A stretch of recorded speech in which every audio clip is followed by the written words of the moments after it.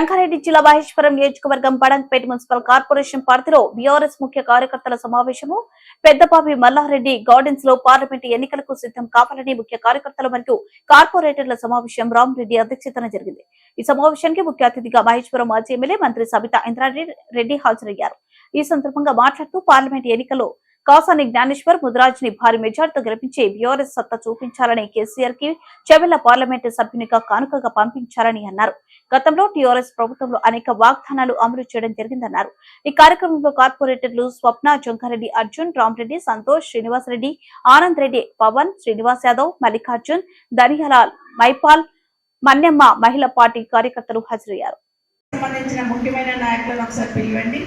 పిలిచి 24th meeting కోసం అందరినీ రమ్మని రిక్వెస్ట్ చేయండి అని చెప్పినప్పుడు నేను కూడా ఖాళీగా ఉన్నానులే. రాత్రి 9:30 రామరెడ్డి ఫోన్ చేస్తే నేను ఖాళీగానే ఉన్నాను, వస్తానులే, వచ్చేసిపోతాను, ఒక 100 మంది కదా 60-70 మంది కూర్చున్నా పర్వాలేదు, మాట్లాడిపోతాను అన్నాను. కానీ ఇక్కడికి వచ్చినాక మిమ్మల్ని చూస్తే మీరందరూ వచ్చి ఒకరొకరు జాయిన్ అవుతూ ఉంటే మొన్న ఒక ధర్నా చేసినాం మనం మహేశ్వర్లో. సడన్గా నైట్ 10 o'clock అనుకొని ధర్నాకి వెళ్ళాం. కొంతమందికి ఇన్ఫర్మేషన్ ఉంది, కొంతమందికి ఇన్ఫర్మేషన్ లేదు, కొంతమంది ఒక 150 మంది వచ్చి ఉంటారు అక్కడ.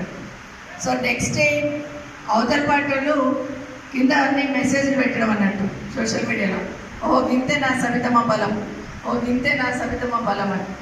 సబితమ్మ బలమేంటో బలగమేంటో బలమేంటో మొన్న ఎన్నికల్లో చూశారు. అయినా కూడా మళ్ళీ కామెంట్ చేస్తూనే ఉంటారు.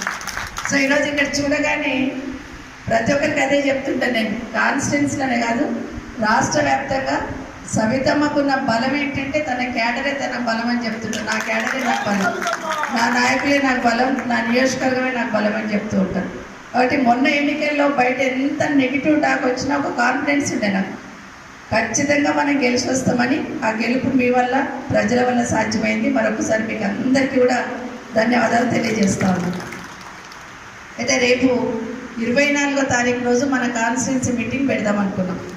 ఎందుకంటే మన క్యాండిడేట్ రావాలి, క్యాండిడేట్ కూడా ఇక్కడ వచ్చి మాట్లాడాలి, మీ అందరితో షేర్ చేసుకోవాలి, మీరందరూ కూడా ఆయనకు ధైర్యం ఇవ్వాలి, పార్టీ గెలుపు కోసం మనం ముందున్నామనే సంకేతాన్ని ఇవ్వాల్సిన అవసరం ఉంది. కాబట్టి 24th రోజు మీటింగ్కి మాత్రం దయచేసి అందరూ కూడా మన జిల్లెలగూడల సామయాదిరెడ్డి ఫంక్షన్ హాల్ ఏదైతే ఉందో అక్కడ పెడుతున్నాం.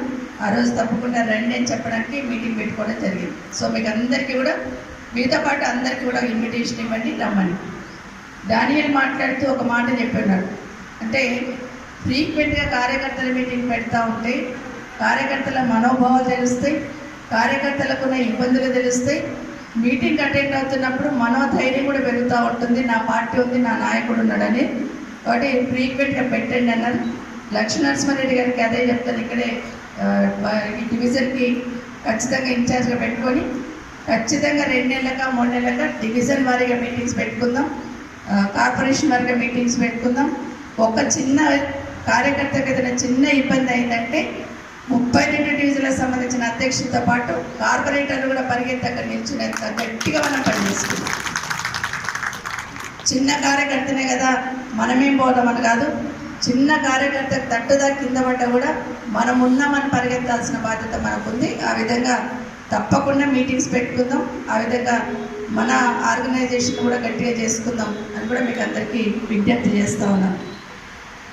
మల్లికార్జున్ మాట్లాడుతూ చెప్తున్నారు, అమ్మ నువ్వు చెట్టు అయితే మేము వేలరని, ఆ వేళ్ళకు కూడా చెదలు పట్టకుండా కాపాడుకోవాల్సిన బాధ్యత ఉంటుంది. ఖచ్చితంగా ఆ వేలు ఎంత గట్టిగా ఉంటే చెట్టు అంత బలంగా ఉంటుంది.